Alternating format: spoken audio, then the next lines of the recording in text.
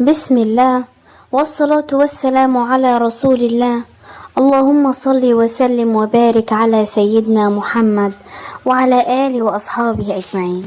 النهاردة إن شاء الله هنتكلم عن موضوع مهم جدا، وهو إزاي تكوني ست بيت نظيفة وست رايقة وشاطرة مع بيتها وعيالها.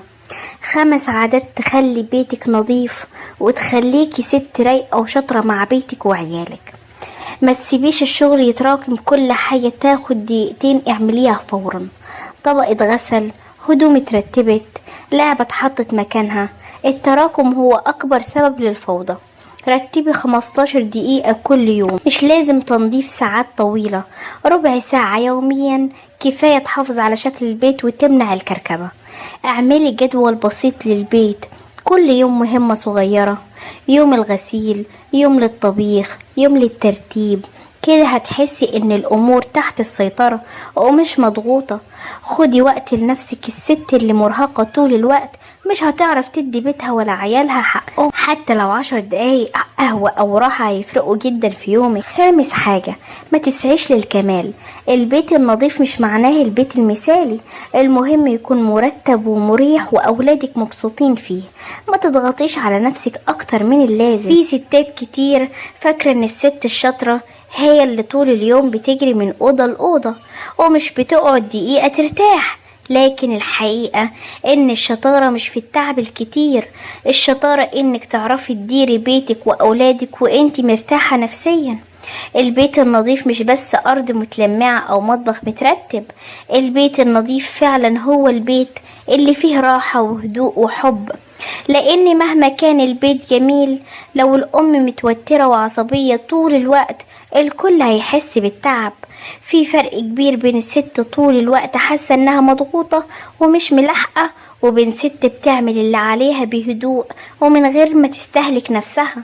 الراحة النفسية بتفرق في كل حاجة، في طريقة كلامك مع أولادك، وفي تعاملك مع جوزك، وحتى في قدرتك على إنجاز شغل البيت. وأحيانا أكبر غلطة بنقع فيها إننا نقارن نفسنا بغيرنا، نشوف حد بيته شكله مثالي فنحس إننا مقصرين، لكن إحنا مش عارفين ظروف الناس ولا حياتهم عاملة إزاي. المهم إن بيتك يكون مناسب ليك ولأسرتك ومليان راحة ورضا. ولادك مش هيفتكروا بعد سنين إذا كان فيه لعب على الأرض أو طبق متغسلش في وقته، لكن هيفتكروا حضنك وضحكتك وكلامك الحلو معاهم. هيفتكروا أم كانت موجودة في حياتهم بقلبها قبل أي حاجة تانية. والست الذكية هي اللي تعرف توازن بين كل الأدوار اللي عليها، تهتم ببيتها وتدي وقت لأولادها وما تنساش، لأن اللي بينسى نفسه تماما مع الوقت بيتعب ويفقد طاقته، وساعتها كل حاجة حواليه بتتأثر. افتكري دايما ان النجاح مش انك تعملي كل حاجة في يوم واحد، النجاح انك تكملي وتستمري خطوة صغيرة كل يوم، احسن من مجهود ضخم يومين وبعده تعب واستسلام. وخلي عندك يقين ان اي مجهود بتعمليه في بيتك وفي تربية اولادك مش بيضيع. يمكن نتيجته ما تبانش دلوقتي، لكن هتشوفيها مع الايام في اخلاق اولادك وفي استقرار بيتك وفي احساسك بالرضا عن نفسك. في النهاية حاولي تكوني ست هادية راضية وبتعمل اللي عليها من غير ضغط زيادة، لان البيت اللي فيه ام مرتاحة نفسيا هو بيت مليان دفى وسعادة، حتى لو مش كامل. والكمال مش مطلوب، المطلوب انك تعيشي حياتك بالراحة وتستمتعي بأسرتك وبكل لحظة حلوة معاهم.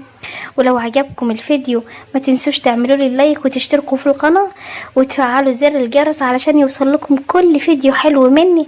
وإلى اللقاء إلى فيديو جديد إن شاء الله، مع ألف سلامة.